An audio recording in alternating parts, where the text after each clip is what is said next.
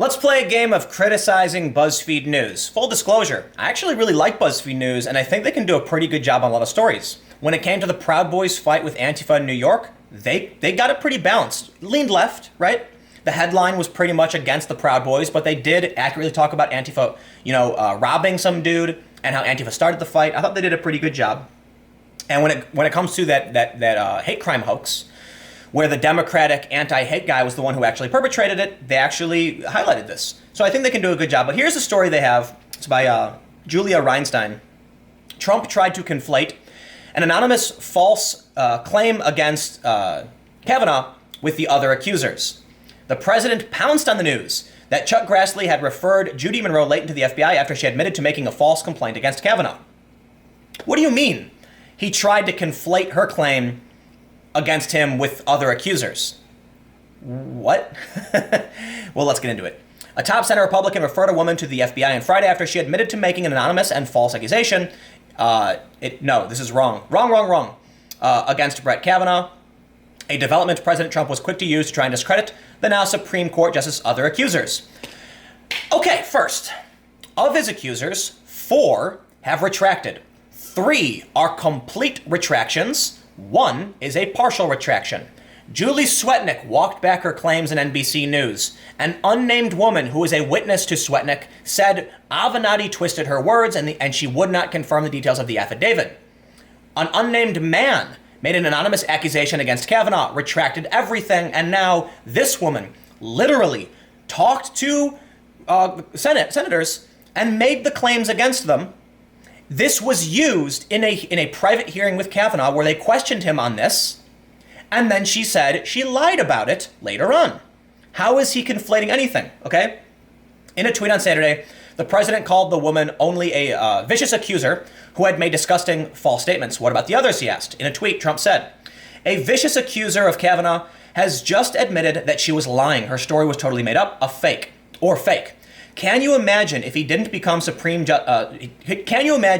justice of the Supreme Court because of her disgusting false statements? What about the others? Where are the Dems on this? Yes, because there are others. 4 people recanted. 1 partial, 3 complete, including this woman. There are now 4 referrals, including Avenatti, because according to the unnamed woman, Avenatti twisted her words, which means Avenatti may have fabricated the lie of this other woman, which means there may be 5 false accusations. The vicious accuser Trump tweeted about is Judy Monroe Layton, a woman whose specific allegations were never made public or treated as credible by lawmakers or the media.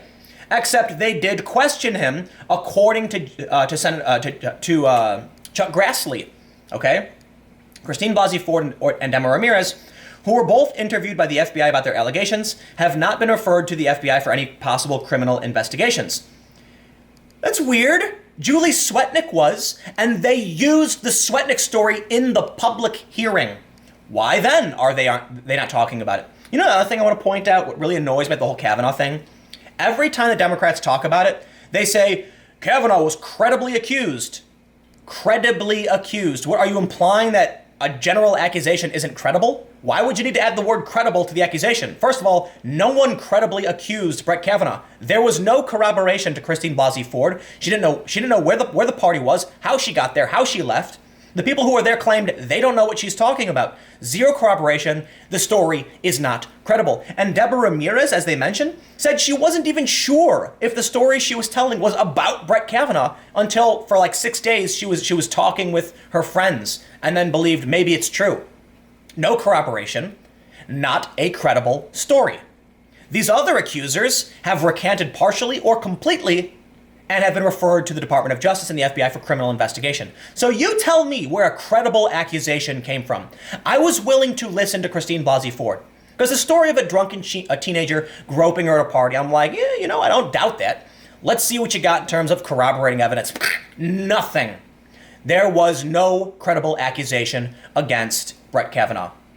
In a letter to Attorney General Jeff Sessions and FBI Director Chris Wray on Friday, Chuck Grassley, the chair of the Senate Judiciary Committee, said Monroe Layton had made fraudulent statements to congressional investigators in a bid to obstruct their probe of then Supreme Court nominee. And they say they didn't take it seriously. Listen, It doesn't matter what your opinion is on what warrants, what action would be serious or not. The fact is, they had to divert resources. Investigators questioned her. For over a month, they looked into her identity and then finally got a confession. How they're acting like this wasn't taken seriously is beyond me when they literally sent investigators to go to investigate this. Sounds pretty serious to me. Grassley said the office of Kamala Harris was sent an anonymous letter with no return address around September 25th from a woman who gave her name only as Jane Doe from Oceanside, California. The woman claimed Kavanaugh and a friend had abused her several times each in the backseat of a car, but provided no time frame for the alleged incident. On September 26, investigators quizzed Kavanaugh about the claims, but he told them it was ridiculous, Grassley said. Okay, not serious? Investigators quizzed Kavanaugh about the claims. Literally, investigators went to this woman and to Kavanaugh. And BuzzFeed is acting like this is not legitimate. Why? This is bad, BuzzFeed. This is bad. Absolutely terrible. They say, Kavanaugh told investigators the whole thing is a crock, a farce, wrong, didn't happen, not anything close. October 3rd, Monroe Leighton emailed investigators to say she was the Jane Doe and included a typed copy of the letter. Given her relatively unique name, they were able to find out she was decades older, she was a left-wing activist, etc., etc. According to public records, Monroe Leighton is 70 and lives in Louisville. She is a teacher and protested against the Iraq War in 2005, according to a Washington Post article from the time. Monroe Leighton did not immediately return a request for comment from BuzzFeed News. Grassley said investigators tried to speak with Monroe Leighton on October 3rd, but weren't successful. They tried again October 29th and left a voicemail. She responded by leaving her own voicemail on Thursday. On the same day investigators spoke with her by phone, it was during this questioning Grassley said that Monroe Leighton admitted she had fabricated the claim because she just wanted to get attention, describing it as a tactic and a ploy. She said she had never even met Kavanaugh. I was angry and I sent it out. Last Thursday, Grassley also referred Michael Avenatti and his client Julie Swetnick to the FBI for what he said were contradictions in her allegations that Kavanaugh would spike girls' drinks at high school parties and was present when she was gang assaulted at one. And I think that's the gist of the story. So this is an opinion piece, straight up opinion piece. Let's talk about the facts. Trump calls out false accusation against Kavanaugh. Done. Hard stop. That's what it is. Here's a tweet from Trump. He said, vicious accuser of Kavanaugh has admitted she was lying. This is true. Where are the Dems on this? Yeah, where are the Dems on this? They said, believe all women. What about this one? She said it was fake. She lied. Are we going to believe her that she's lying, or are we going to believe her that her story was true? The fact of the matter is, she has no credibility. We can't just believe things without due process. Then you have there was some man who claimed that Kavanaugh in Rhode Island on like a boat or something abused a woman. And then he almost immediately retracted that accusation, and he was referred to the FBI for criminal investigation. He was the first. Michael Avenatti is accused by his own witness of twisting her words, and she refused to corroborate to NBC any of the details, saying she would not be talking to Avenatti anymore. In fact, when NBC News confirmed this was the correct woman, Avenatti tried obstructing their reporting by claiming it wasn't the same woman. So first, Avenatti says, yes, this is the same woman.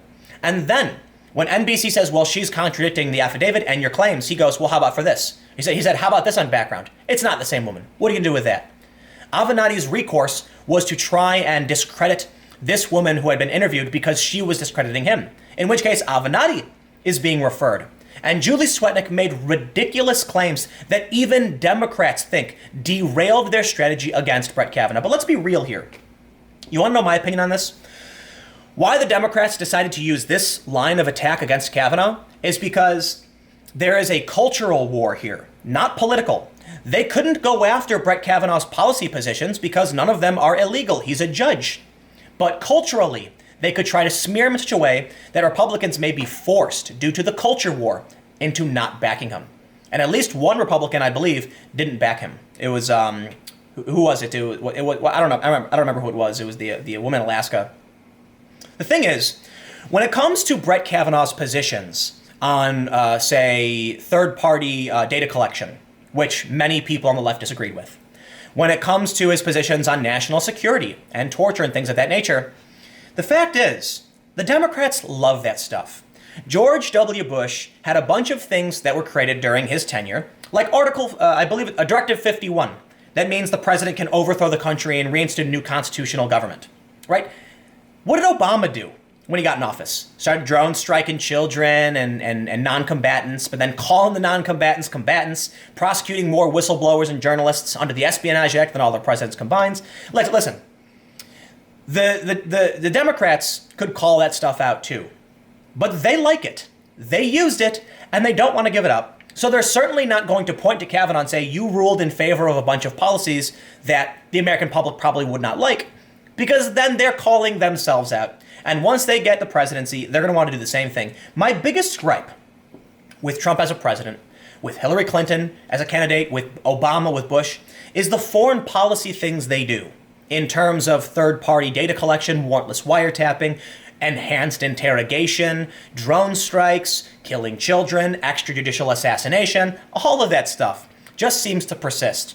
One of the first things that Trump did when he got into office was order a commando strike on Yemen. And in my opinion, it's probably at the behest of Saudi Arabia, who is engaging in campaigns and war with Yemen. In that raid, an American child was killed, a little girl. She was the sister to Abdul Rahman al-Awlaki, another American who was killed. According to the Constitution, the president can't just go and kill American citizens without charge or trial. And that is, in my opinion, a violation simply because the American is on foreign soil or is suspected of being involved in terrorism, not a legitimate reason. But here's the point. I don't want to go off on a tangent about foreign policy stuff that bothers me. It makes me angry. I think a lot of Republicans would agree with me on those issues. A lot of Democrats would too. But the Democrats like drone bombing. They like raids. So they're not going to question Kavanaugh. They're going to pull up ridiculous claims from 36 years ago that can't be corroborated and then say 50 million times he was credibly accused, credible accusations. No, nothing about it was credible. It was all nonsense. You're lying to people because you're authoritarians. Just like many of the, traditional neoconservatives, many of which are still in power, by the way, who like the war, who like the arms deals, who like the military-industrial complex, things I don't like. But the Democrats are right there with them. Never liked either party, for the most part.